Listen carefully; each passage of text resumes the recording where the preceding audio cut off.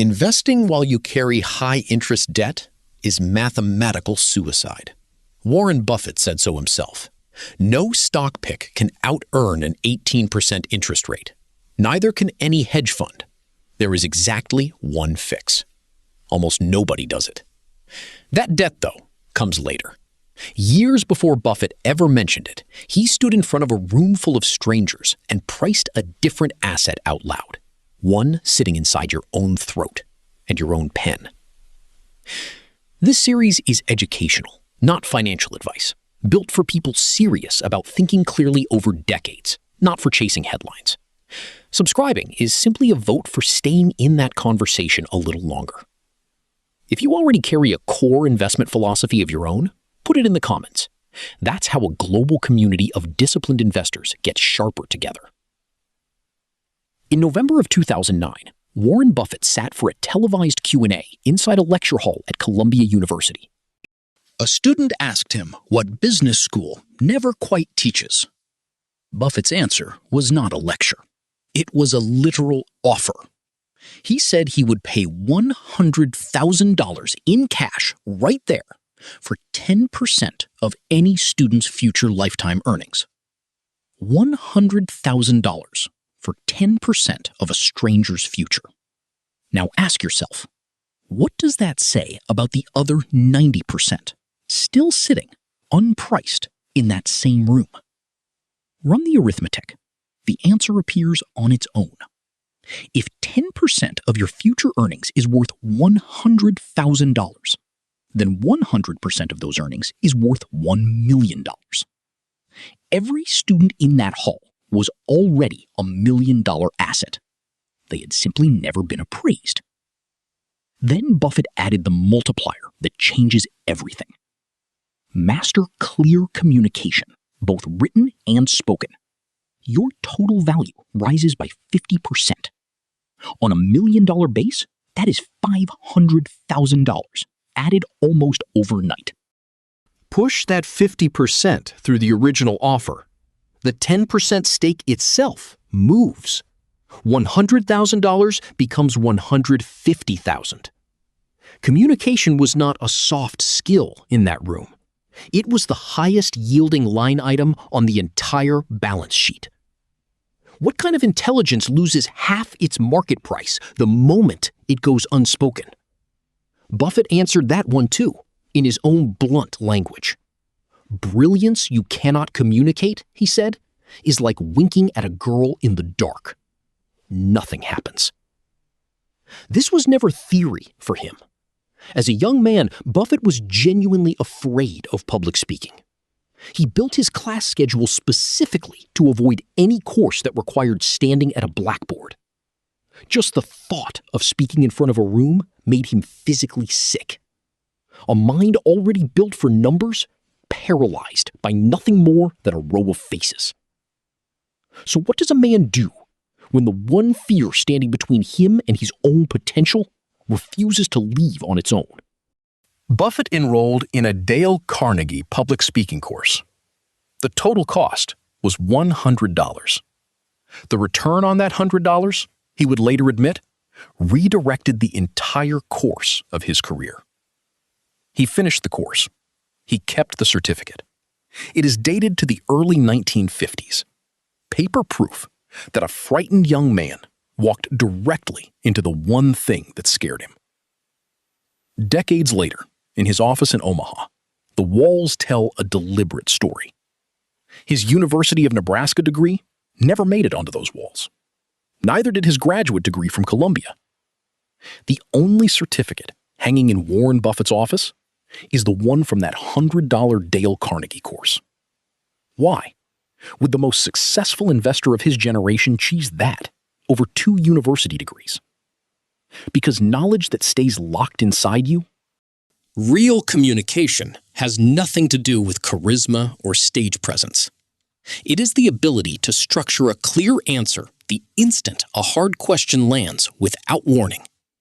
It is also the discipline to translate a complicated idea into a plain analogy a stranger can use immediately.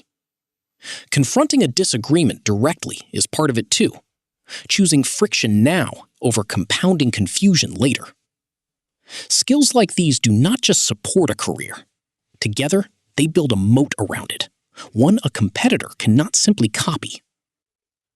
You now know the asset is real. You know its exact price. $500,000, sitting inside a skill you are still fully capable of building. But a moat built on intellect and communication alone still leaves one blind spot uncovered. That blind spot is the same one that turns $1 million asset into mathematical suicide. Every fortune you build needs a defender. In 1981, Warren Buffett looked straight at the damage inflation does to a business, and he reached for an ugly word. He called it a corporate tapeworm, a parasite that lives inside the company, devouring profit before that profit can ever compound.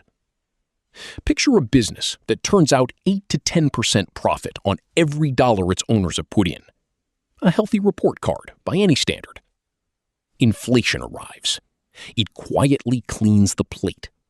There is nothing left to reinvest, nothing left to grow. The business stands still while the world moves on. Buffett's defense against this threat borrows its name from medieval castles, the economic moat, a barrier wide enough that no rival can simply walk across it. That same moat is not just for corporations. Strip away the corporate language, and each one has a human twin standing right behind it. So which one are you already standing on without even noticing? Intangible assets become your reputation, the invisible premium people pay simply because your name is attached to the work. Switching costs become institutional memory, the knowledge so specific to you that it walks out the door the moment you do. Network effects become your professional network, value that compounds quietly with every relationship you maintain. Cost advantage becomes cognitive flexibility. Where does natural talent meet a skill you have actually earned? Where does that meeting point intersect with real demand in the market? That single crossing, and only that crossing, is where the digging starts. But knowing where to dig means nothing if you never pick up the shovel. This is the early head start rule. You do not wait for a credential to begin. You do not wait for permission. You start today. Even if today only means reading the right book before bed. Buffett describes the result with a simple image. Plant a tree today, and you do not stand in its shade tomorrow. You stand in it years from now.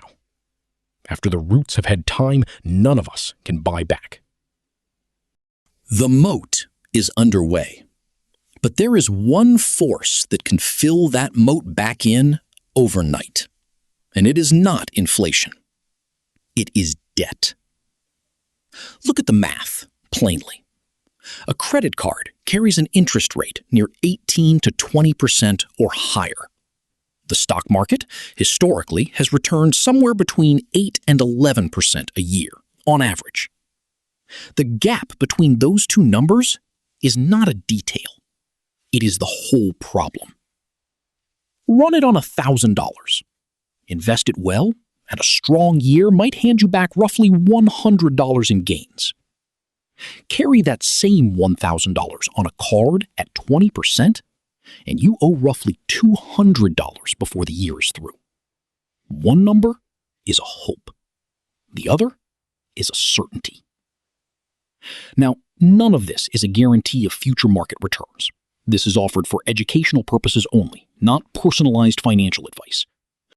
At Berkshire's 2020 shareholder meeting, Buffett said it without hedging. If he owed money at 18%, the first thing he would do with any cash that came his way is pay that debt off. His exact words, it would be much better than any investment idea he's got. Consider what that means. No hedge fund on earth, however brilliant, can hand you a reliable 20% a year, year after year, without risk. Yet your credit card statement asks for exactly that every single month and calls it routine. So why does it feel normal to ignore the one return nobody can outperform? And the damage is not only mathematical. High fixed payments narrow your career itself. They keep you stuck in a job you do not love. A better position might be waiting, one that actually builds your moat, but you cannot afford the pay cut it would require. The fix starts with a radical audit. List every revolving balance, every card, and its real interest rate in plain sight. Where multiple debts sit at 17 to 22%, consolidate them into a single personal loan at a lower fixed rate. One predictable payment, one fixed date when the debt simply ends. A 0% introductory balance transfer can buy you a window of 15 to 21 months, but that window demands discipline. The balance must be cleared before it closes, and no new purchases are allowed to ride along. The deeper shift is in how you see the card itself. Stop using it as a piggy bank for everyday spending. The only justified use left is as a pass-through for loyalty points, paid to zero every single cycle, functioning exactly like a debit card. Once that anchor is finally cut, the freed cash flow can go where it belongs: your health, your education, your long-term productive assets. You have stopped the bleeding. You have started digging your moat. But intelligence and effort alone built that moat. And intelligence, on its own, is neutral. So is effort. What happens the moment one of those two qualities is paired with the one trait that can demolish everything you've built? Overnight. You stopped the bleeding. You dug the moat. 2 chapters of this story have built something real, a skill that adds value, a debt that no longer drains it. Intelligence and effort, by themselves, guarantee nothing. Buffett says the real test comes from one trait most people never even put on the list. In looking for people to hire, he says, you look for 3 qualities: integrity, intelligence, and energy. And if they don't have, he is a fast, capable engine pointed in exactly the wrong direction. Centuries before Buffett said any of this, a Prussian field marshal named Helmuth von Moltke sorted his officers the same way. His best strategists were the ones who were smart and lazy. They found the shortest path because they refused to waste effort. Energetic and smart officers needed close watching. Their drive could easily outrun their judgment. And the dumb, lazy ones were simply safe, kept on routine work that asked nothing more of them. One combination troubled von Moltke more than any other: dumb and it decides whether intelligence and energy build something that lasts or burn down everything built so far. The moat is dug. The character is set. One question is left standing, the most practical one in this entire story. Where does the capital this person now produces actually belong? In 2007, Buffett made it public. He challenged Ted Seedays of Protégé Partners, standing in for an entire industry built on the promise of beating the market, to a 10-year bet. One low-cost S&P 500 index fund against his hand-picked basket of hedge funds.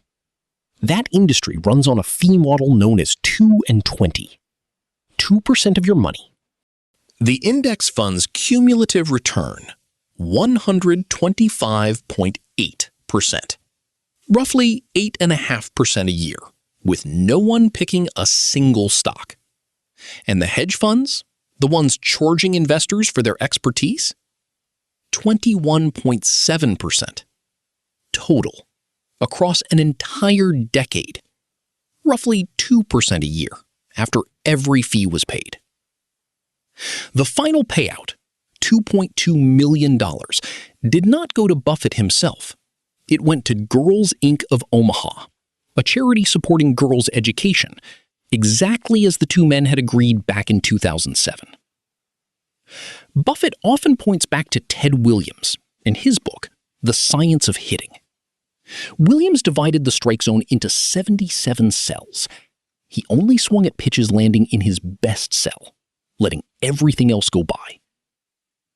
The market, Buffett says, will never call a strike on you for standing still and waiting. You can hold your bat on your shoulder calmly for the one pitch you actually understand, for as long as that takes. Here is the paradox, though. The asset this entire story has been building, the one inside you, does not get that same patience. A skill left unused quietly fades. A reputation left unguarded slowly erodes. Unlike the market, your own human capital does not wait patiently in the dugout for the perfect pitch to arrive. This video is for educational purposes only and does not constitute financial advice.